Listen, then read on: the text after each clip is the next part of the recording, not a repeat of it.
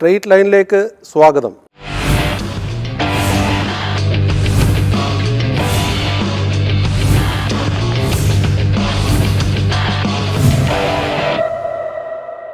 സ്റ്റാലിൻ്റെ ശവകുടീരത്തിൽ ഞാൻ ചെന്നന്ന് രാവിലെ ആരോ ഒരു പുഷ്പം അർപ്പിച്ചേക്കുന്ന ഒരു കാഴ്ച.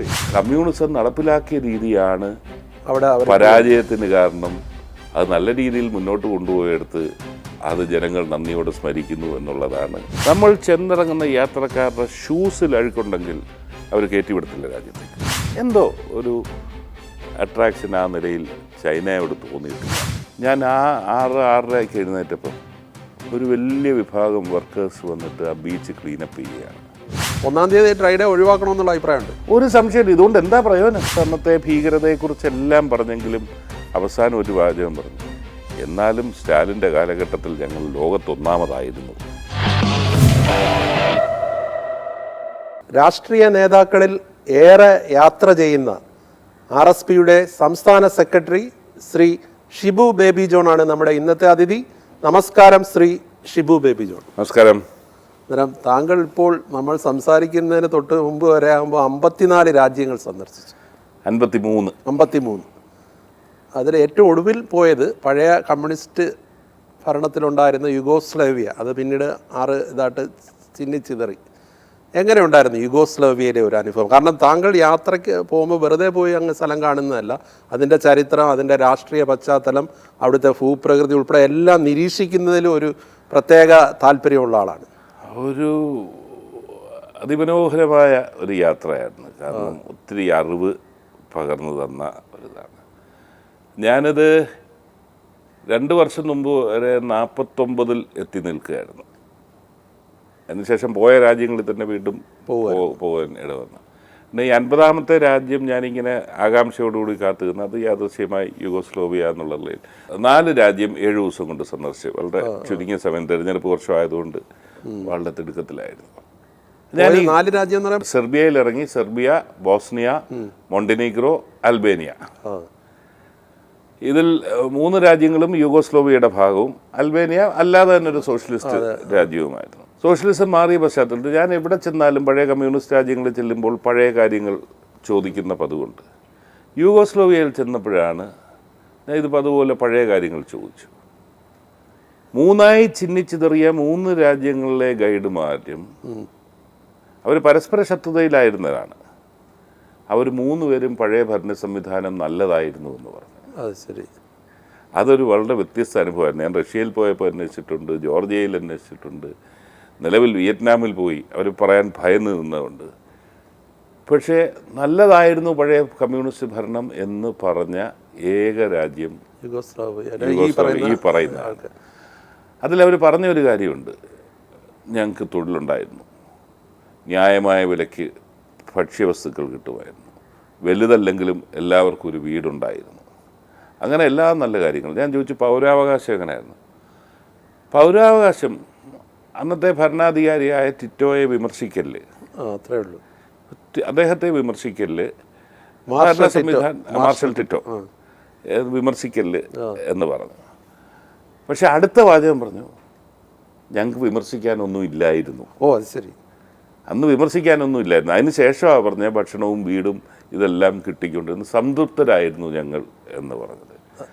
അല്ലെ, അത് എന്നെ സംബന്ധിച്ചിടത്തോളം ഒരു RSPക്കാരൻ എന്നുള്ളതിൽ എനിക്ക് വളരെ വലിയ സന്തോഷമേകിയ ഒരു കാര്യമാണ്. കാരണം കമ്മ്യൂണിസം തകരുന്നു എന്ന് ലോകമെമ്പാടും തകർന്നു എന്നുള്ള പ്രചരണം വന്നപ്പോൾ ഞങ്ങൾ മുന്നോട്ട് വെച്ച ഒരു വിലയിരുത്തലുണ്ട്. അത് ട്രോസ്കി, സ്റ്റാലിനിൽ തുടങ്ങിയ ഭിന്നിപ്പും റഷ്യയിൽ നടപ്പിലാക്കിയ കമ്മ്യൂണിസ്റ്റ് രീതിയാണ് പൗരാവകാശം അനുവദിക്കാതെ പോയ ആ രീതിയാണ് കമ്മ്യൂണിസത്തിൻ്റെ തകർച്ചയിലേക്ക് എത്തിച്ചത് എന്നാണ് ഞങ്ങളുടെ വിശകലനം.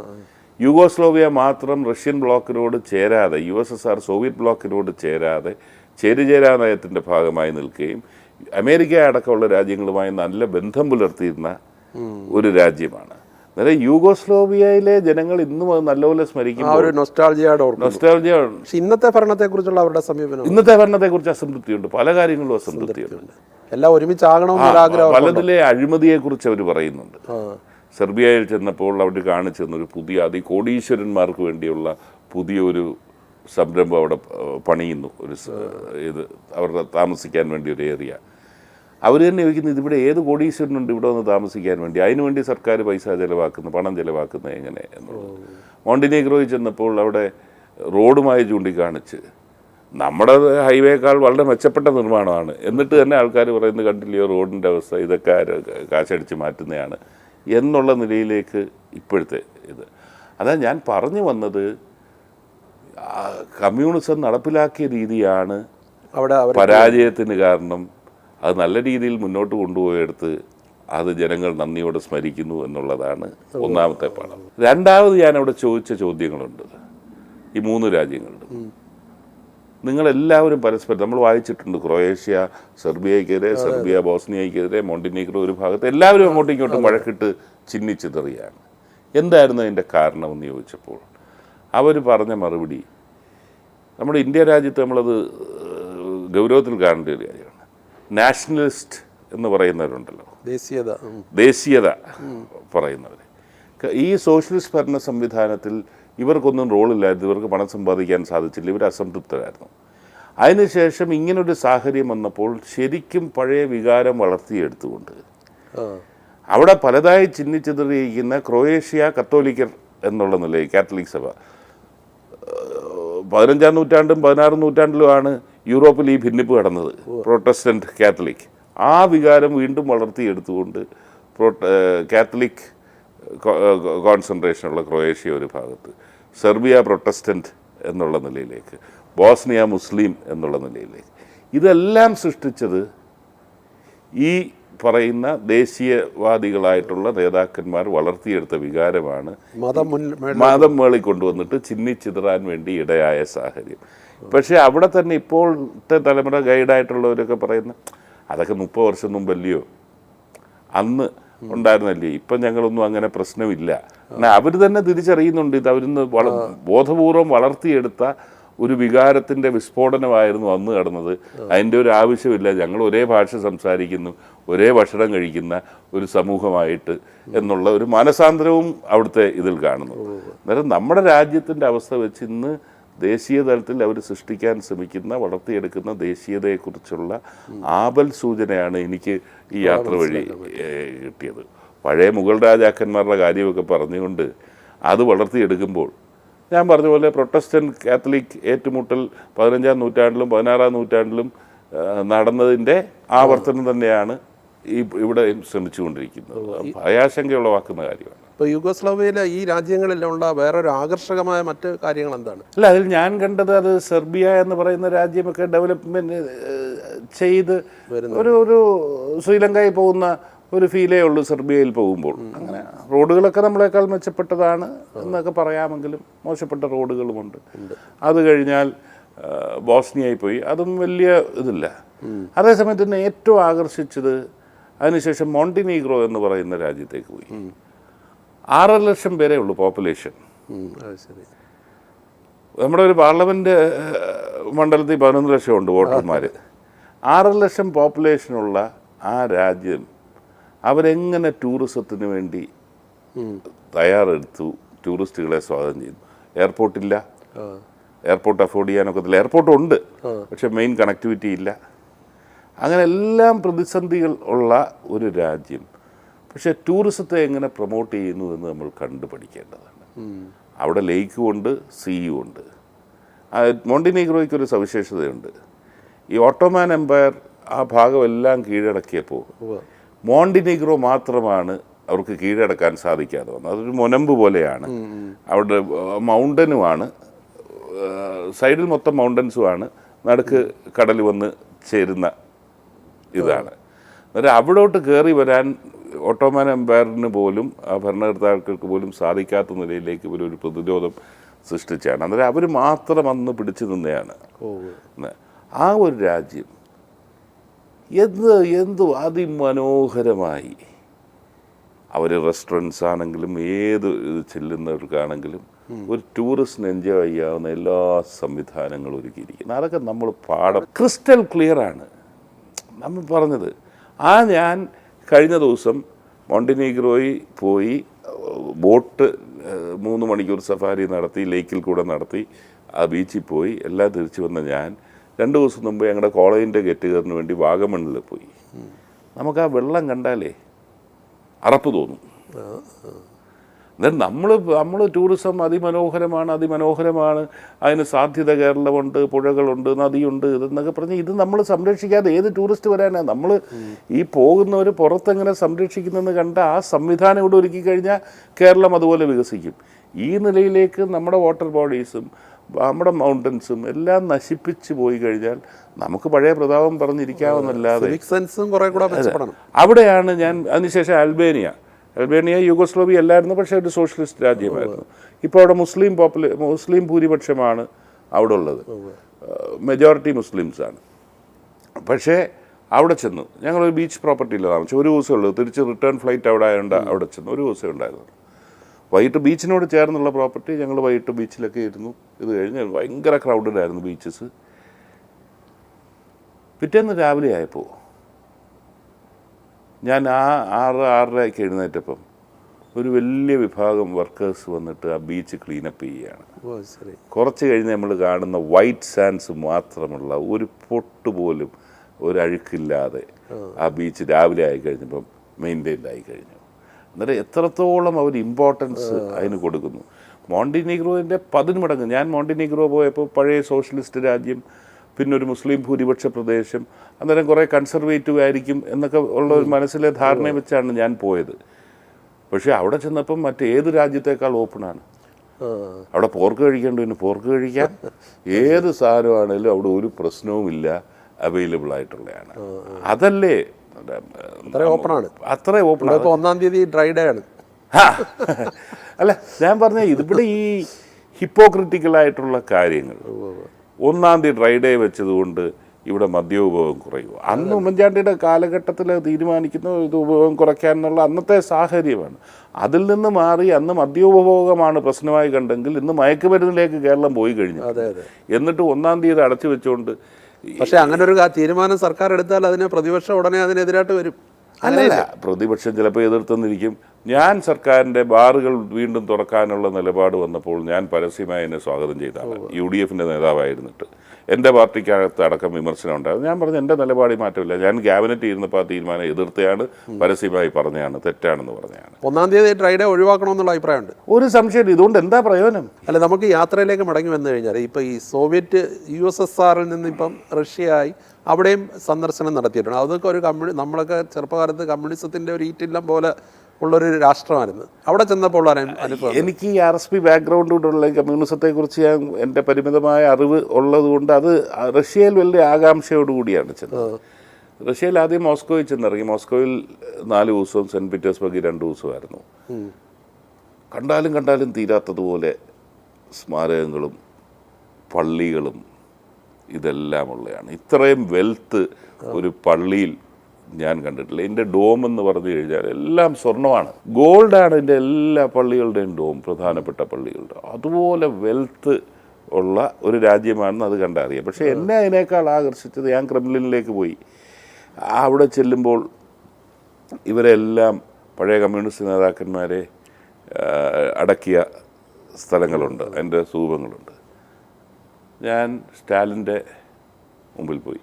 ഞാൻ അന്ന് ഒരു പോസ്റ്റ് ഇട്ടതാണ്, മനസ്സിലെ ഒരു ശത്രു, കമ്മ്യൂണിസം തകർക്കാനിടയായ ആളെന്നുള്ള മാനസികാവസ്ഥയിൽ തന്നെ ചെന്നു. പക്ഷേ സ്റ്റാലിൻ്റെ ശവകുടീരത്തിൽ ഞാൻ ചെന്നന്ന് രാവിലെ ആരോ ഒരു പുഷ്പം അർപ്പിച്ചേക്കുന്ന ഒരു കാഴ്ച. ഞാൻ തിരിച്ചു വന്നിട്ട് ഞാൻ ഗൈഡ്, ഒരു ചെറുപ്പക്കാരൻ ആർട്ടം എന്ന് പറഞ്ഞ്, ഈ കമ്മ്യൂണിസത്തിൽ നിന്ന് പോയതിന് ശേഷം ജനിച്ച ഒരാളാണ്.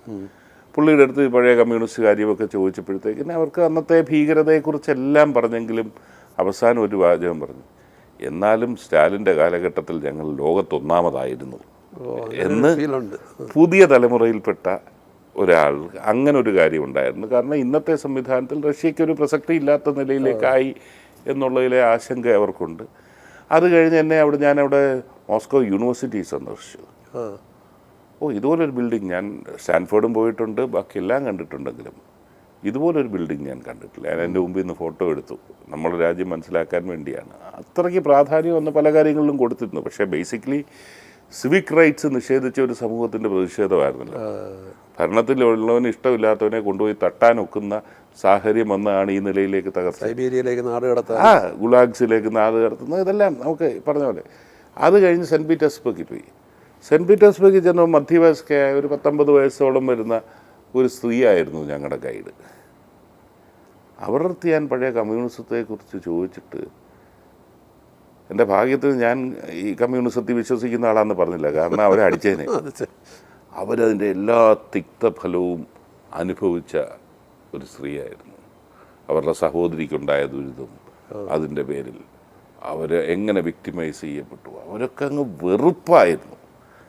ഇപ്പോൾ അത് സ്വർഗമാണ് എന്നുള്ള നിലയിലേക്കാണ്.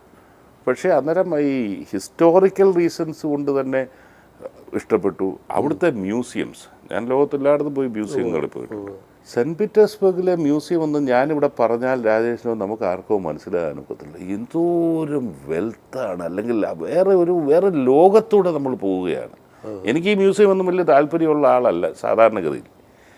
മോർ ഓഫ് കൾച്ചർ ആൻഡ് ജീവിത രീതി മനസ്സിലാക്കുന്നതിലാണ് എനിക്ക് താല്പര്യം. പക്ഷേ സെൻറ്റ് പീറ്റേഴ്സ്ബർഗിലെ മ്യൂസിയംസ് കണ്ടു കഴിഞ്ഞാൽ നമ്മൾ വേറെ ലോകത്തേക്ക് ഭയങ്കരമായിട്ട് ആ സാർ കുടുംബങ്ങളുടെ വെൽത്തായിരുന്നു. അതെല്ലാം പഴയ കൊട്ടാരങ്ങളാണ് ഇപ്പം മ്യൂസിയമായി മാറിയിരിക്കുന്നത്. ആ കൊട്ടാരങ്ങളുടെ സന്ദർശനം തന്നെ ആണ് മെയിൻ ടൂറിസം എന്ന് പറയുന്നത്. ലെനിനെ ഓർക്കുന്നവരുണ്ടോ? ലെനിനെ അല്ല, അന്നത്തെ ലെനിനെ മതിപ്പോട് തീർച്ചയായിട്ടും സന്ദർശിച്ചു. ലെനിനെ അങ്ങനെ വലിയ മതിപ്പോടുകൂടി ഓർക്കുന്നവരെ ആരെയും ഞാൻ കണ്ടില്ല. ലെനിൻ 1923 മരണപ്പെടുകയും ചെയ്തല്ലോ, അതുകൊണ്ടായിരിക്കാം.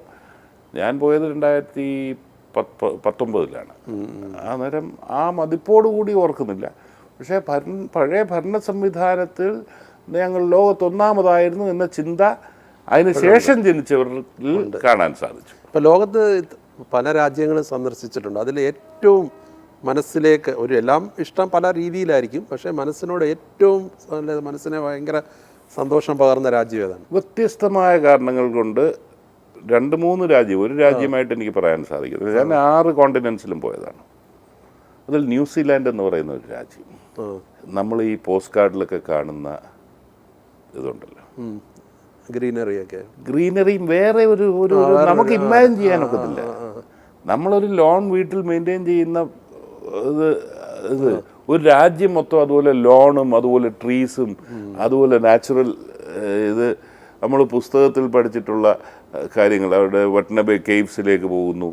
അന്നത്തേക്കിന് ഈ സ്റ്റാലക്ടൈറ്റ്സ് എന്ന് പറഞ്ഞ് ഈ പാറയിൽ നിന്ന് താഴോട്ട് വളരുന്ന ഇതുണ്ടല്ലോ, എൻ്റെ മലയാളം എനിക്കറിയില്ല.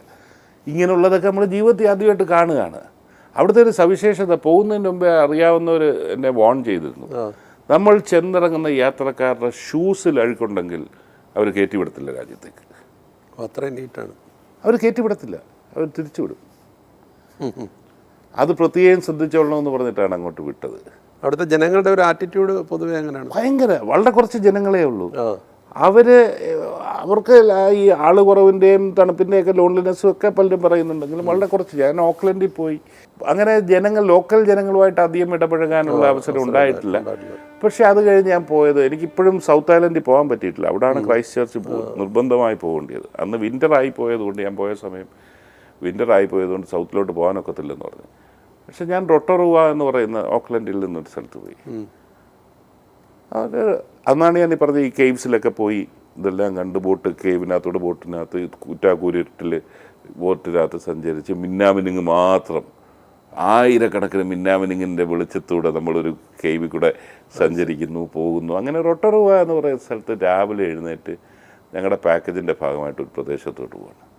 അവിടെയാണ് നമ്മൾ ഈ ഗീസേഴ്സ് എന്ന് പറയുന്ന ഹോട്ട് സ്പ്രിങ്സ് എന്ന് പറയുന്നത്.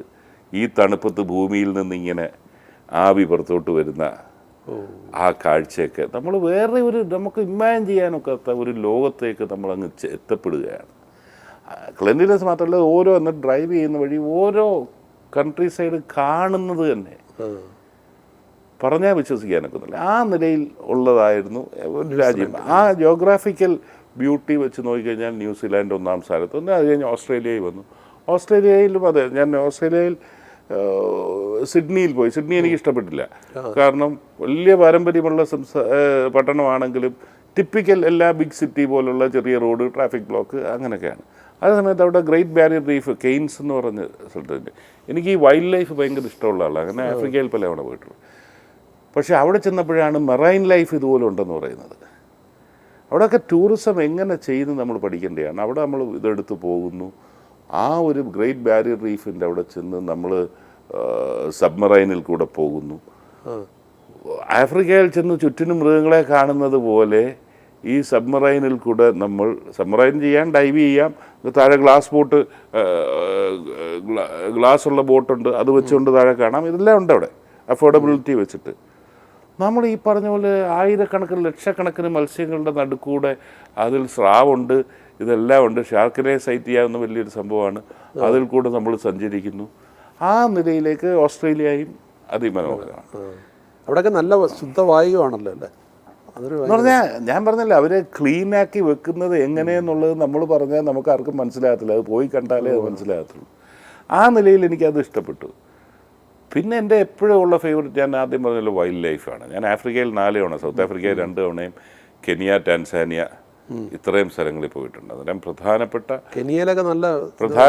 കെനിയയിൽ മസായിമാറ എന്ന് പറയുന്ന ഇത്, ടാൻസാനിയയിൽ സെരംഗട്ടി, ടാൻസാനിയയിൽ ഒന്നുകൂടെ പോയി മൊംബാസ എന്ന് പറയുന്ന സ്ഥലത്ത് പോയിട്ട് സാൻസിബാറിൽ നിന്ന് സ്ലേവ്സിനെ എങ്ങനെ അവർ പോയി, മനുഷ്യരല്ല മൃഗങ്ങളെ പോലും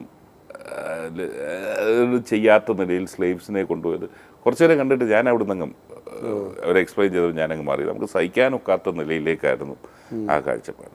എന്നാലും ഞാൻ പറഞ്ഞ ഈ വൈൽഡ് ലൈഫിനെ സംബന്ധിച്ചിടത്തോളം മസായിമാരായി പോയി. അത് കഴിഞ്ഞ് പിറ്റേ തവണ ഞാൻ സെരംഗട്ടി പോയി. ഇത് രണ്ടുമാണ് ഈ മൈഗ്രേഷനുള്ള, നമ്മൾ ടി വിയിൽ കാണുന്ന മൈഗ്രേഷനുള്ള, സെരംഗട്ടിയിൽ നിന്ന് മസായിമാരയിലേക്കും മാരായിൽ നിന്ന് തിരിച്ച് സെരംഗട്ടിയിലേക്ക് പോകുന്ന ആ പ്രദേശത്ത് പോയി. സൗത്ത് ആഫ്രിക്കയിൽ ക്രൂഗറിൽ പോയി. സൗത്ത് ആഫ്രിക്കയിൽ രണ്ടാമത് പോയപ്പോൾ ഒരു മലയാളി സ്വന്തം വിമാനം കൊണ്ടുവന്നിട്ട് ജോഹന്നാസ്ബർഗിൽ നിന്ന് എന്നെ പിക്ക് ചെയ്ത് നേരെ ഒരു വൈൽഡ് ലൈഫ് സാങ്ച്വറിക്കകത്ത്, പ്രൈവറ്റ് വൈൽഡ് ലൈഫ് സാങ്ച്വറിക്കകത്ത് കൊണ്ടുപോയി ലാൻഡ് ചെയ്തു.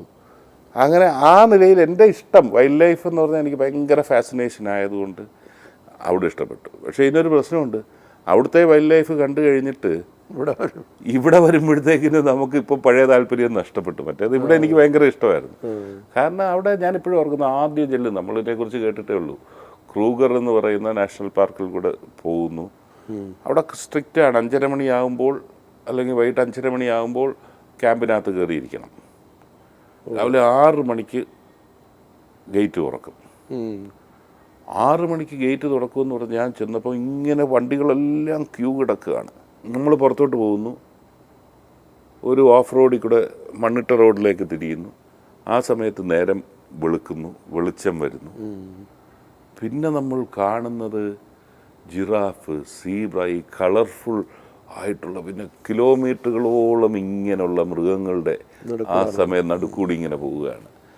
അങ്ങനെ ചെന്നപ്പോഴാണ് ഒരു ലയൻ്റെ ഒരു ഗ്രൂപ്പ് ഒരു ഇതിനെ ബൈസണെ കൊന്നിട്ടേക്കുന്നതും ഇതെല്ലാം കണ്ടുപോവുകയാണ്. പക്ഷെ നമ്മൾ പഠിക്കേണ്ടത്, വണ്ടിയിൽ നിന്ന് ആളിന് ഇറങ്ങിക്കൂടാ, പക്ഷേ ഒരു 30 കിലോമീറ്ററോ 40 കിലോമീറ്ററോ ഗ്യാപ്പ് വെച്ചുകൊണ്ട് ടൂറിസ്റ്റിന് ടോയ്ലറ്റിൽ പോകണം, പല കാര്യങ്ങളുണ്ട്, കൃത്യമായി അവർക്ക് ബേസ് ഉണ്ട്.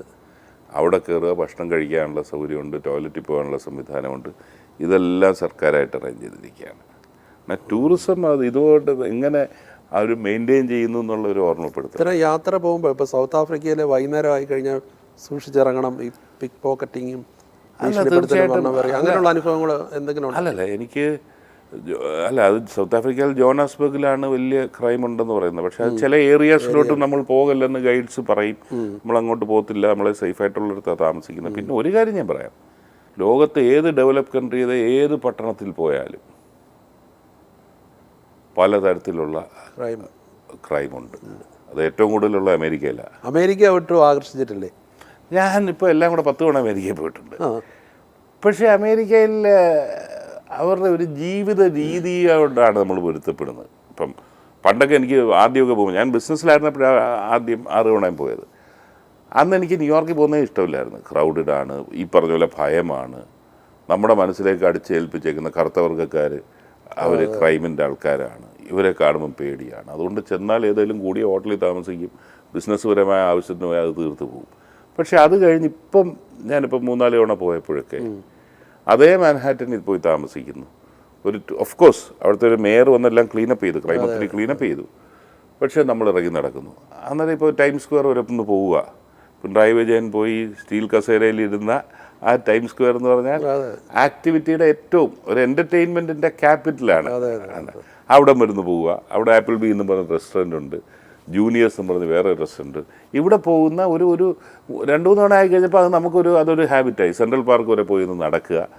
ഓരോ തവണയും വീണ്ടും പോകുമ്പോഴത്തേക്കിന് ആ ഒരു ജീവിത രീതിയോടാണ് പൊരുത്തപ്പെടുന്നത്. അല്ല അവിടെ വലിയ കാണാനോ അതായിട്ടുള്ള പ്രത്യേകിച്ച് ഇതില്ല. പിന്നെ US വളരെ ഡിസ്കസ്റ്റിംഗ് ആയിട്ടുള്ളതെന്ന് പറഞ്ഞാൽ ദാരിദ്ര്യവും നമുക്ക് ഏറ്റവും സമ്പന്നമായ രാജ്യത്തിൽ റോഡ് സൈഡിലൊക്കെ ഹോംലെസ്സിൻ്റെ ഏറ്റവും പ്രശ്നം ദാരിദ്ര്യം നമുക്ക് നേരിട്ട് ബോധ്യപ്പെടുന്ന നിലയിലേക്ക്. നമ്മൾ റോഡിലോട്ട് ഇറങ്ങി ഒരു സിഗരറ്റ് വലിക്കാൻ നിന്ന് കഴിഞ്ഞാൽ ഒരാളെങ്കിലും വന്നൊരു സിഗരറ്റ് നമ്മളെ നിന്ന് കടം ചോദിച്ചിരിക്കും, ഒരെണ്ണം വാങ്ങിച്ചിരിക്കും. അത് അമേരിക്കയിലെ എല്ലാ പട്ടണത്തിലും ഉണ്ടായ അനുഭവമാണ് ആ നിലയിൽ. പക്ഷേ അത് വാർ വെറ്ററൻസിൻ്റെ ഒരു ഭിക്ഷാചനം നടത്തിക്കൊണ്ട് റോഡിലിരിക്കുന്ന അടക്കം. പിന്നെ ഹോംലെസ്സിൻ്റെ വലിയ പ്രശ്നമാണ്. സാൻ ഫ്രാൻസിസ്കോയിലേക്ക് ചെല്ലുമ്പോൾ സാൻ ഫ്രാൻസിസ്കോ അവർ പറയുന്നുണ്ട് പുറത്തിറങ്ങലിൽ സൂക്ഷിച്ച് വേണം. ഹോംലെസ് എങ്ങനെ റിയാക്ട് ചെയ്യുമെന്ന് അറിയാൻ വയ്യ എന്നുള്ള. ചൈനയിൽ പോയിട്ടുണ്ടോ? ചൈന മാത്രം പോയിട്ടില്ല. എനിക്കെന്തോ അങ്ങനെ ഒരു ചൈനയിൽ പോകണം, അതിമനോഹരമാണെന്ന് എല്ലാവരും പറയുന്നുണ്ടെങ്കിലും പക്ഷേ എനിക്ക് എന്തോ ഒരു അട്രാക്ഷൻ ആ നിലയിൽ ചൈനയോട് തോന്നിയിട്ടില്ല. ഒന്ന് പോകണം എന്ന് മനസ്സിലുണ്ടെങ്കിലും അത്യാവശ്യം പോകണമെന്നൊരു തോന്നൽ വന്നിട്ടില്ല. യാത്ര പോകുമ്പോൾ നമ്മുടെ ഒരു ഔട്ട്ലുക്ക് വലിയ രീതിയിൽ മാറും അല്ലേ? ഭയങ്കരമായിട്ട് മാറും. ലോകം കാണുക എന്ന് പറയുന്നത് അല്ലേ? നമ്മൾ കണ്ട് അതിൽ നിന്ന് കുറച്ചെങ്കിലും നമുക്ക് ഉൾക്കൊള്ളാൻ സാധിക്കണം. അതാണ് നമ്മുടെ വിഷൻ വളരുന്നത്. നാളെ കാണുന്ന നമ്മുടെ നാട് ഇങ്ങനെ വരണമെന്ന് വേണമെങ്കിൽ നമുക്കത് നേരിട്ടുള്ള അനുഭവം വേണം. അതായത് എൻ്റെ ഏറ്റവും ഇഷ്ടപ്പെട്ട രാജ്യങ്ങൾ പറഞ്ഞപ്പോൾ എനിക്ക് ലോകത്തിലേക്ക് ഏറ്റവും ഇഷ്ടപ്പെട്ട ഞാനൊരു 10-25 തവണ ബിസിനസ് ആവശ്യങ്ങൾക്ക് 25 തവണ എങ്കിലും പോയിട്ടുള്ള ഒരു രാജ്യമുണ്ട്, സ്പെയിൻ എന്ന് പറഞ്ഞാൽ. സ്പെയിൻ ഇതുപോലൊരു രാജ്യത്ത് ഞാൻ കണ്ടിട്ടില്ല. ഇപ്പം എനിക്കറിയില്ല, ഞാനിത് 86 മുതൽ 96 വരെയുള്ള 10 വർഷമാണ് ഏറ്റവും കൂടുതൽ സ്പെയിനിൽ പോയിട്ടുള്ളത്. അന്ന് ഉച്ചയ്ക്ക് 1 മണിക്ക് എല്ലാ ഓഫീസും അടയ്ക്കും. ഉച്ച ഉറക്കത്തിനുള്ള സമയം. പിന്നെ 4 മണിക്കേ ഓഫീസുള്ളൂ. 4 മണി മുതൽ 7 മണി വരെ വീണ്ടും ഓഫീസ്. അവിടെയൊക്കെ ഇറങ്ങുമ്പോൾ 8 മണിയാവും. അതൊക്കെ അത് കഴിഞ്ഞാൽ നമ്മൾ ഇവിടുന്ന് ഒരു എക്സ്പോർട്ടർ ചെല്ലുമ്പോൾ അവർ നമ്മളെ ഡിന്നറിന് കൊണ്ടുപോകും. 8:30 കഴിഞ്ഞിട്ടേ ഡിന്നറിന് കൊണ്ടുപോകത്തുള്ളൂ. ആ ഡിന്നർ തീരുമ്പം 11-11:30 പിന്നെയാണ് അവർ നമ്മളെ കൊണ്ടുവന്ന് ഏതെങ്കിലും ഒരു ബാറിൽ പോകുന്നത് ഡ്രിങ്ക് കഴിക്കണമെന്ന് പറഞ്ഞാൽ അവിടുത്തെ ബാറുകൾ പലതും രാത്രി 11:30 തുറക്കത്തുള്ളൂ. അന്നേരം ബാക്കി യൂറോപ്പിലും അമേരിക്കയിലൊക്കെ പോയി കഴിഞ്ഞാൽ വളരെ മെക്കാനിക്കലാണ്, യാന്ത്രികമായി വളരെ ഫാസ്റ്റ് ലൈഫാണെങ്കിൽ വളരെ ലക്ഷേർലി ആയിട്ടുള്ള ഒരു ലൈഫ് ഉള്ളത് അവിടെയാണ്. പിന്നെ ഭയങ്കര ഹെൽപ്ഫുൾ ആൾക്കാരാണ്. ഞാനും മറ്റൊരു എക്സ്പോർട്ടറും ഞങ്ങൾ 2 പേരും കൂടെ എന്നെ എപ്പോഴും ടേക്ക് കെയർ ചെയ്യാൻ അവിടെ എൻ്റെ ബയേഴ്സ് ഉണ്ടായിരുന്നു. ഒരു ദിവസം വേറെ ഒരു പെർട്ടിക്കുലർ ആളിനെ കാണാൻ പോയപ്പോഴത്തേക്കും ഞങ്ങൾ ആരും ടേക്ക് കെയർ ചെയ്യാനില്ല. അങ്ങനെ ഞങ്ങൾ 2 പേരും കൂടെ റെസ്റ്റോറൻറ്റ് പോയി. അന്നേരം എനിക്ക് ചെറിയ വാക്ക് സ്പാനിഷിൽ അറിയാം, കമ്മ്യൂണിക്കേറ്റ് ചെയ്യാൻ അറിയാം. അങ്ങനെ ഒരു റെസ്റ്റോറൻറ്റിൽ പോയി. റെസ്റ്റോറൻറ്റിൽ ചെന്ന് അവർക്ക് ABCD അറിയില്ല ഇംഗ്ലീഷിൻ്റെ, നമുക്ക് കമ്മ്യൂണിക്കേറ്റ് ചെയ്യാൻ പറ്റുന്നില്ല. ആദ്യം എന്തോ ഒരു സാധനം അവർ കൊണ്ടുവരട്ടെ എന്ന് ഞാൻ നോക്കി ഒക്കെ പറഞ്ഞ് അവർ കൊണ്ടുവച്ച് നമുക്ക് ഇഷ്ടപ്പെട്ടില്ല. അവർ തിരിച്ചു കൊണ്ടുപോയി. രണ്ടാമത് അവർ വീണ്ടും ഒരു സാധനം കൊണ്ടുവന്ന് ഈ പുഴുങ്ങിയ കൊഞ്ച്, വലിയ കൊഞ്ച് കൊണ്ടുവച്ച് നമുക്കത് കഴിക്കാൻ അന്ന് പറ്റത്തില്ലായിരുന്നു. ഇപ്പോൾ പോയാൽ ഞാൻ കഴിക്കും. അന്നേരം അതും പിന്നെ ഒന്നും പറഞ്ഞില്ല. നമ്മുടെ മുഖഭാഗം കണ്ടുകൊണ്ട് അവരതും കൊണ്ടുപോയി. പിന്നെ ഒന്നും ചോദിച്ചില്ല. 2 ഓംലെറ്റ് ഉണ്ടാക്കി അവർ കൊണ്ടുവന്നു. എന്നിട്ട് അവർ ബില്ല് വാങ്ങിച്ചില്ല. അതാണ്. അന്നേരം അങ്ങനെ ഒരു അസാധ്യ ജനത. ഹോസ്പിറ്റാലിറ്റി അതാണ്, ഫ്രണ്ട്ലിയാണ്, അവർ റിലാക്സ്ഡ് ആണ്. ഇത് തന്നെ. ഇന്ത്യയിലേക്ക് വന്നാലോ നമ്മുടെ കേരളം അതോ അതിനേക്കാട്ടിൽ ആകർഷകമായ സ്ഥലം ഇന്ത്യയിലുണ്ടോ? കേരളമാണ് ഇപ്പോൾ ലോകത്തിൻ്റെ ദൈവത്തിൻ്റെ സ്വന്തം നാടെന്നാണ് നമ്മൾ വിശേഷിപ്പിക്കുന്നത്. നമ്മളൊരു കാലഘട്ടത്തിൽ നമ്മൾ പ്രകൃതി അനുഗ്രഹിച്ച് തന്ന എല്ലാ ഘടകങ്ങളും ഉള്ളതാണ്. നമ്മുടെ പോലെ ഈ പറഞ്ഞ പോലെ ബീച്ച് ടൂറിസം മുതൽ ഹിൽ ടൂറിസം വരെ ഒട്ടും ദൂരമില്ലാതെ സഞ്ചരിക്കാവുന്നതാണ്. എൻ്റെ ഇടയ്ക്ക് ബാക്ക് വാട്ടറുണ്ട്, കുട്ടനാട് പോലുള്ള ഇതുണ്ട്. എല്ലാം നമുക്ക് പ്രയോജനപ്പെടുത്താവുന്ന പ്രകൃതി അനുഗ്രഹിച്ച് തന്ന ഒരു സ്ഥലമാണ്. പക്ഷേ നമ്മളത് നശിപ്പിച്ചിരിക്കുന്നു. നമുക്ക് ടൂറിസത്തെക്കുറിച്ചൊരു കോൺസെപ്റ്റും നമുക്ക് ഇത്രയും കാലം ഉണ്ടായിട്ടില്ല. അതിൻ്റെയാണ് ബേസിക് കോൺസെപ്റ്റ്. നമ്മൾ ഹോസ്പിറ്റബിൾ ആയിരിക്കണം, നമ്മൾ ആതിഥേയരായി നിൽക്കുന്ന ഒരു കൾച്ചർ നമുക്ക് വേണം. ആയത് ഇപ്പം റിസോർട്ടുകളിൽ ആളുകൾ വരുന്നു, റിസോർട്ടിൽ താമസിക്കുന്നു, പോകുന്നു, അത് എംപ്ലോയ്മെൻറ്റ് ജനറേറ്റ് ചെയ്യുന്നുണ്ടെന്നല്ലാതെ ബാക്കിയുള്ളിടത്തെ ടൂറിസം എന്താണ്? ഒരാൾ വന്നാലും ഒരു മുറിക്കകത്തിരിക്കുന്നില്ല. നമ്മൾ യൂറോപ്പിലേക്ക് പോവുകയാണെങ്കിൽ അല്ലെങ്കിൽ ഏത് ടൂറിസ്റ്റ് ഡെസ്റ്റിനേഷനിലേക്ക് പോവുകയാണെങ്കിൽ മുറിക്കകത്ത് രാത്രി കിടക്കാൻ മാത്രമേ ഇരിക്കത്തുള്ളൂ. ബാക്കി മുഴുവൻ സമയം നമ്മൾ ഇറങ്ങി നടക്കുകയാണ്, സ്ഥലം കാണുകയാണ്, ഷോപ്പിംഗ് നടത്തുകയാണ്. അങ്ങനല്ലേ ഒരു എക്കോണമി കംപ്ലീറ്റ് മാറുന്നത്. പക്ഷേ കേരളത്തിലേക്ക് കൂടുതൽ ആൾക്കാർ വരുന്നുണ്ട്. ആൾക്കാരിപ്പോൾ വീക്കെൻഡ് ടൂറിസം ആണ്. വീക്കെൻഡ് എല്ലാ റിസോർട്ടുകളും ഫുള്ളാണ്. കോവിഡിന് ശേഷം ഫുള്ളാണ്. ഡൊമസ്റ്റിക് ഇന്ത്യൻ പല സംസ്ഥാനങ്ങളിൽ നിന്ന് വരുന്നു, വിദേശത്തു നിന്ന് വരുന്നവരുടെയൊക്കെ എണ്ണം കൂടിയിട്ടുണ്ട്. പക്ഷേ വിദേശത്തുനിന്ന് വരുന്നത് നമ്മൾ ചുമ്മാ ഇരുന്ന് എണ്ണം കൂടിയെന്ന് പറഞ്ഞിട്ട് കാര്യമില്ല. ഇൻ്റർനാഷണൽ ടൂറിസം എന്താണെന്ന്, അതിൻ്റെ നമ്പേഴ്സ് എത്രയാണ് എന്ന് നോക്കിക്കഴിഞ്ഞാൽ അതിൻ്റെ ഒരു പോയിന്റ് 1% പോലും കേരളത്തിലേക്ക് വരുന്നില്ല എന്നുള്ളതാണ്. കേരളത്തിൽ ഇഷ്ടപ്പെട്ട ഒരു ഹാങ് ഔട്ട് അല്ലെങ്കിൽ ഒരു അങ്ങനെയുള്ള ഒരു സ്ഥലമുണ്ടോ? അല്ല, കേരളത്തിൽ ഞാൻ പറഞ്ഞില്ലേ, കേരളത്തിൽ ഒരു ടൂറിസ്റ്റായി പോകാൻ എനിക്ക് ഒത്തിരി ലിമിറ്റേഷൻസ് ഉണ്ടല്ലോ, പ്രത്യേകിച്ച് പൊതുപ്രവർത്തകൻ എന്നുള്ള നിലയിൽ. ടൂറിസ്റ്റ് ഏറ്റവും ഇഷ്ടമുള്ളൊരു സ്ഥലം? അതെ, എനിക്ക് ഇഷ്ടമുള്ള സ്ഥലം എൻ്റെ ഏറ്റവും അടുത്ത സുഹൃത്തും എൻ്റെ ബന്ധുക്കാരൻ, എൻ്റെ മകൻ്റെ ഫാദറിൻലോ, അവർക്ക് വണ്ടിപ്പെരിയാറിന് ഉള്ളിലോട്ട് ഗവിക്കടുത്ത് അവർക്കൊരു പ്രൈവറ്റ് എസ്റ്റേറ്റ് ഉണ്ട്. അത് ശരി.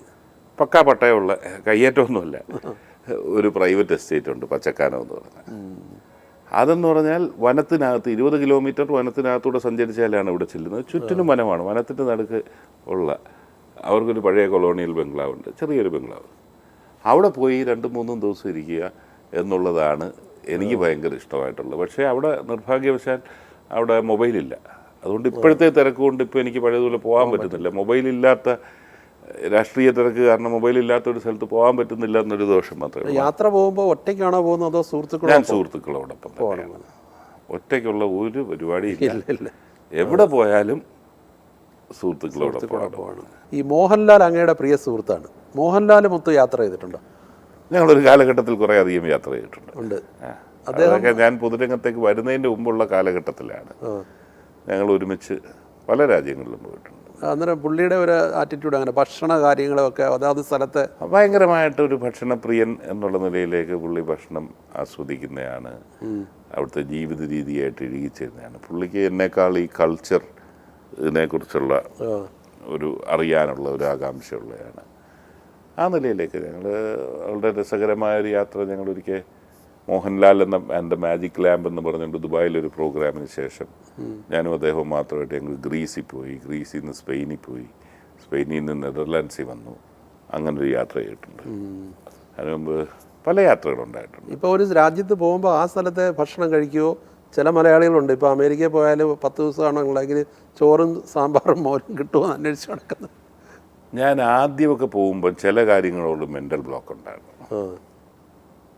ഇപ്പോൾ ജപ്പാനിൽ പോകുമ്പോൾ എനിക്ക് റോ ഫിഷ് പറ്റത്തില്ല, അത് മെൻ്റൽ ബ്ലോക്കായിരുന്നു. അതുപോലെ സ്പെയിനിൽ ചെല്ലുമ്പോൾ ഞാൻ ഓർക്കുന്നുണ്ട്, ഈ കണവാട മഷി ഒഴിച്ച കറുത്ത ചോറ് കൊണ്ടുവരും. അതങ്ങോട്ട് നമുക്ക് മനസ്സിലായി. അത് മാറി, ആദ്യത്തെ ഇനീഷ്യൽ മാറി. ഞാൻ ഇപ്പോൾ ചെന്ന അമേരിക്കയിൽ ചെന്നപ്പോൾ, ഈ അടുത്ത് ചെന്നപ്പോൾ ഞാൻ റോ ട്യൂണ ശരി കഴിക്കുകയുണ്ടായി. ഒന്നല്ല, അത് ഇഷ്ടപ്പെട്ട് പിന്നെ കഴിച്ച്. ഇപ്പോൾ എവിടെ ഞാൻ ഇവിടം വിട്ട് കഴിഞ്ഞാൽ പിന്നെ ഇന്ത്യൻ ഫുഡ് എന്ന് പറയുന്നത് നോക്കത്തേ ഇല്ല. തിരിച്ചെപ്പോഴേലും വന്നു കഴിഞ്ഞാൽ ആദ്യം നല്ലപോലെ വയറ് നിറച്ച് ചോറും കറിയും കഴിക്കുന്നുള്ളത്. പക്ഷേ അവിടെ ചെന്ന് കഴിഞ്ഞാൽ ലോക്കൽ ഫുഡ് അത് നമ്മൾ കൂടുതൽ അത് ഇൻക്വിസിറ്റീവ് ആയിക്കഴിഞ്ഞാൽ നമുക്കറിയാം ഏത് ക്വിസീനിലാണ് അത്. ഇറ്റാലിയൻ എനിക്ക് വലിയ ഇഷ്ടമില്ല, പക്ഷേ ഇറ്റാലിയനിൽ തന്നെ നല്ല ഇതുണ്ട്. ഓരോ രാജ്യത്തിൻ്റെയും സവിശേഷത ഉണ്ട്. നമ്മുടെ ഇത്രയും എക്സ്പീരിയൻസ് ഉണ്ട്, നമുക്കറിയാം. പിന്നെ പോകുന്നിടത്തെല്ലാം ബഹുഭൂരിപക്ഷവും സീ ഫുഡ് റെസ്റ്റോറൻറ്റ്സ് ആണ് അങ്ങനെയുള്ള രാജ്യങ്ങളിൽ പോകുന്നത്. അവിടെ ഫിഷൊക്കെ ചെയ്യുന്ന ഒരു രീതി തന്നെ നമുക്ക് വളരെ വായിക്കൂടെ വെള്ളം വരുന്നു. സിനിമാ നിർമ്മാണം ഇടയ്ക്ക് വീണ്ടും മലൈക്കോട്ടെ വാലിബൻ എന്ന് പറഞ്ഞൊരു സിനിമ നിർമ്മിച്ചിരുന്നു. ഇനി അത്ര അറ്റംപ്റ്റ് ഉണ്ടോ? അല്ല, ഞാനതന്ന് പറഞ്ഞ പോലെ അന്ന് ഞാനത് ചെയ്തിരുന്നു. അതിന് ശേഷം ദാവീദ് എന്ന് പറഞ്ഞൊരു പടം നിർമ്മിച്ചു. ഞാനതുമായിട്ട് ആദ്യത്തെ കഴിഞ്ഞ് അത് മോഹൻലാലുമായിട്ടുള്ള അടുപ്പം കൊണ്ട് ഞാൻ കുറച്ച് മോഹൻലാലിനെ ചെന്ന് കണ്ട് ഡേറ്റ് ചോദിച്ചു, ഇതൊക്കെ ചെയ്തു. അതിനുശേഷം ഇപ്പോൾ എൻ്റെ മകനും അദ്ദേഹത്തിന് ചില പാർട്ട്നേഴ്സും ഉണ്ട്, അവരായിട്ട് ചിലത് ചെയ്യുന്നു. അതൊരു സ്ഥിരമായി വേണമെന്നുള്ള അഭിപ്രായം എനിക്കില്ല, ഞാൻ അവൻ്റെ അടുത്ത് പറയുകയും ചെയ്തു. അന്നൊരു പ്രത്യേക സാഹചര്യത്തിൽ അങ്ങനെ ഞാനൊന്ന് താല്പര്യമെടുത്തു. ഇപ്പം ഞാൻ ആ രംഗമായിട്ട് ഒന്നും ബന്ധപ്പെടുന്നില്ല. ഇപ്പോൾ പൊതുവേ എല്ലാവരും കൂടുതൽ പ്രത്യേകിച്ച് രാഷ്ട്രീയ രംഗത്ത് നിൽക്കുന്ന ആൾക്കാർ ഒരുപാട് യാത്ര ചെയ്യേണ്ടതാണ്. ഇപ്പോൾ താങ്കൾ മന്ത്രിയായിട്ടിരുന്ന സമയത്ത് ഇപ്പോൾ അടുത്തിടെ ഒരു IAS ഉദ്യോഗസ്ഥൻ പറഞ്ഞായിരുന്നു ഇങ്ങനെ നല്ല ഔട്ട്ലുക്ക് ഡെവലപ്പ് ചെയ്ത് ഓരോ കാര്യങ്ങളെയും ഇമ്മീഡിയറ്റ് ഡിസിഷൻ എടുക്കുന്നതിനെ കുറിച്ചൊക്കെ കഴിഞ്ഞ ദിവസം പ്രശാന്ത് IAS പറയുന്നത് ഞാൻ കണ്ടത്. അന്നേരം ആ രീതിയിൽ താങ്കളുടെ ഒരു ജീവിത വീക്ഷണം വളർത്തിയെടുക്കുന്നതിൽ ഈ യാത്രകൾ വലിയ രീതിയിൽ സഹായിച്ചു. വലിയ രീതിയിൽ സഹായിച്ചിട്ടുണ്ട് തീർച്ചയായിട്ടും. ഞാൻ ഈ 53 രാജ്യങ്ങൾ പോയതിൽ സർക്കാർ ചെലവിൽ പോയ ഒരു രാജ്യമേ ഉള്ളൂ പുതുതായി പോയത്. 2-3 ഒഫീഷ്യൽ പ്രോഗ്രാംസിന് 2-3 സന്ദർശനം. പുതുതായി ഒരു രാജ്യം മാത്രമേ ഉള്ളൂ ഞാൻ സർക്കാർ ചെലവിൽ കണ്ടത്. അത് ബ്രസീൽ എന്ന് പറഞ്ഞ രാജ്യം. ഫുട്ബോളിൻ്റെ ഒക്കെ നാടാണ്. ഫുട്ബോളിൻ്റെ നാട്. അവിടെ പോകാൻ കാരണം അതൊക്കെ നമ്മൾ ചെയ്യേണ്ടതാണ്. അന്ന് വലിയ വിമർശനം ഉണ്ടായിരുന്നു, ഈ തൊഴിൽ വകുപ്പ് മന്ത്രി എന്തിനാണ് ഇത്രയും യാത്ര ചെയ്യുന്നത് എന്നൊരു ചോദ്യമൊക്കെ പലരും പറഞ്ഞു. അന്ന് രാജീവ് പ്രതാപ് റൂഡിയായിരുന്നു കേന്ദ്രത്തിൽ സ്കിൽ ഡെവലപ്മെൻറ്റ് മന്ത്രി.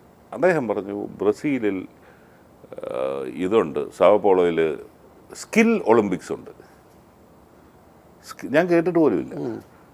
സ്കിൽ ഒളിമ്പിക്സ് നമുക്കൊരു ഡെലിഗേഷൻ പോകുന്നു. നമ്മളിവിടെ സ്കിൽ ഡെവലപ്മെൻറ്റ് ഞാൻ ചെയ്യുന്ന വർക്ക് കൂടെ കണ്ടിട്ടാണ് രാജീവും ഞാനും പേഴ്സണലി അങ്ങ് അടുപ്പമായി. അന്നേരം അദ്ദേഹം പറഞ്ഞു ഡെലിഗേഷൻ പോകാമെന്ന് പറഞ്ഞു. ഞാൻ അന്നേരം ഇവിടെ പെർമിഷൻ അയച്ചു, പോയി. അവസാനം എന്താ പറ്റി, പുള്ളിക്ക് പാർലമെൻറ്റ് സെഷൻ കൂടുന്നെന്ന് പറഞ്ഞുകൊണ്ട് പുള്ളിക്ക് പ്രൈം മിനിസ്റ്റർ പെർമിഷൻ കൊടുത്തില്ല. ശരി. അതുകൊണ്ട് ഇന്ത്യൻ ഡെലിഗേഷനെ അൺഒഫീഷ്യലി ലീഡ് ചെയ്യുന്നത് കേരളത്തിൻ്റെ ലേബർ മിനിസ്റ്റർ എന്നുള്ളതിൽ ഞാനായി. ഞാനവിടെ ചെന്നാൽ ഞാൻ കൂടെ പോകുമ്പോഴൊക്കെ ഓഫീസേഴ്സിനെ കൊണ്ടുപോകും. എൻ്റെ കൂടെ നിന്ന് ടോം ജോസ് ഉണ്ടായിരുന്നു, കെ ബിജു ഉണ്ടായിരുന്നു, പിന്നെ കേസ് എന്ന് പറഞ്ഞ സ്കിൽ ഡെവലപ്മെൻറ്റിൻ്റെ ചുമതല ഉണ്ടായിരുന്ന MD ആയിരുന്ന രാഹുലും ഉണ്ടായിരുന്നു. ഞങ്ങൾ 4 പേരും ഒന്നും അറിയാതെ ഒളിമ്പിക്സ് നമ്മൾ കണ്ടിട്ടുണ്ട്. സ്കിൽ ഒളിമ്പിക്സിന് ചെന്ന് ഇറങ്ങുകയാണ് ഇന്ത്യൻ ഡെലിഗേഷനായിട്ട്. എൻ്റെ രാജേഷ് 2015 ലോകത്ത് ടെക്നോളജിയിൽ വന്നുകൊണ്ടിരിക്കുന്ന മാറ്റങ്ങൾ ഇത്ര ഭയാനകമാണ്, നമ്മൾ എത്രത്തോളം പിന്നിലാന്നുള്ളതിൻ്റെ ഒരു അറിവ് ഓർമ്മപ്പെടുത്തലായിരുന്നു അവിടെ. ഞാനൊരു എൻജിനീയറാണ്, ഇവരെല്ലാം കൂടെ വന്നൊരു എഡ്യൂക്കേറ്റഡാണ്. പക്ഷേ ഞങ്ങളാരും കണ്ടിട്ടില്ലാത്ത നിലയിലേക്ക് റോബോട്ടിക്സിൻ്റെ കോമ്പറ്റീഷൻ നടക്കുന്നത്. ശരി. നമ്മുടെ ഇവിടെ ഒരു കോളേജിലോ ഒരു ഇതിലോ റോബോട്ടിക്സ് ഒന്നുമില്ല. ഇൻ്റർനാഷണൽ കോമ്പറ്റീഷൻ അന്ന് 56 രാജ്യങ്ങളായിരുന്നു അന്നുണ്ടായിരുന്നു. ഇന്ത്യക്ക് ഉണ്ടായിരുന്നു, ഇന്ത്യയുടെ 2-3 പേരന്നുണ്ടായിരുന്നു. എനിക്കതിലുള്ള ഒരു ജീവിതത്തിൽ മറക്കാനൊക്കാത്തൊരു അനുഭവം. ഞാനിതെല്ലാം കാണുകയാണ്, ഈ സ്കിൽ കോമ്പറ്റീഷൻ നടക്കുന്നു ഓരോന്നിൻ്റെ.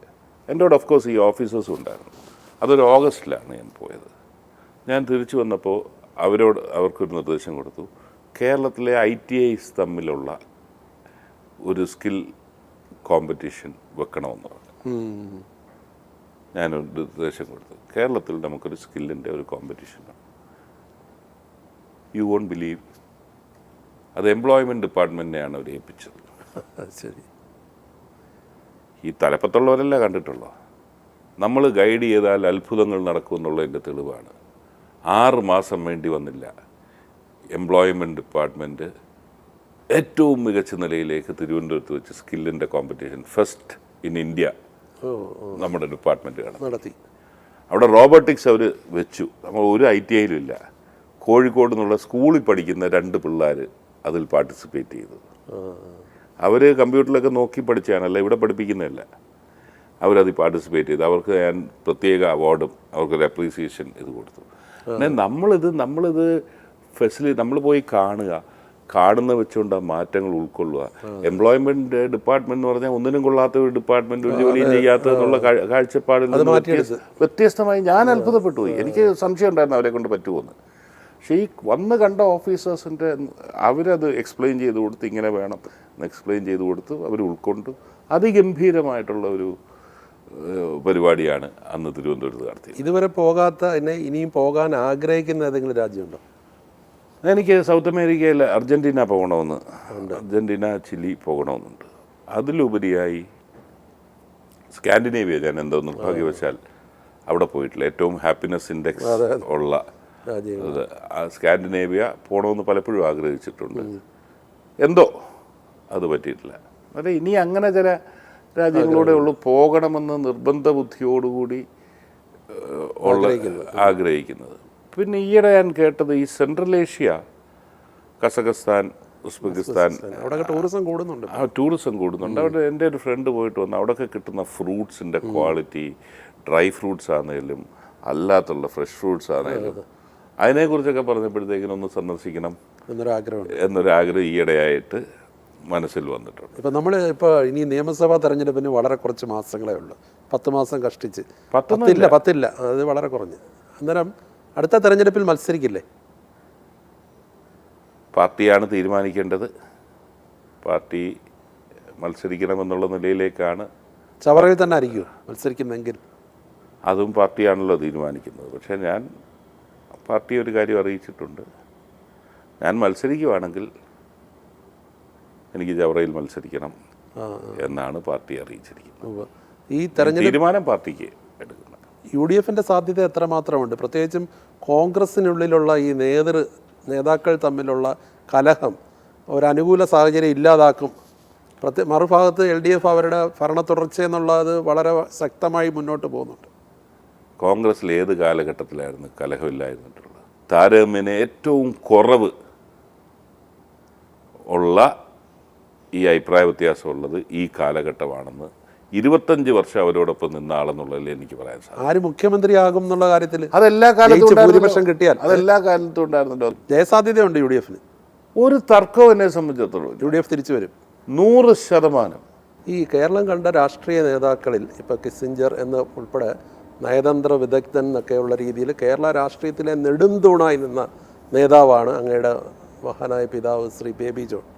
അത് ഇടതുപക്ഷത്തും അതിൻ്റെ ഒരു ശക്തനായ വക്താവായിരുന്നു. അതേസമയം മറുപക്ഷത്തും പ്രവർത്തിച്ചിട്ടുണ്ട്.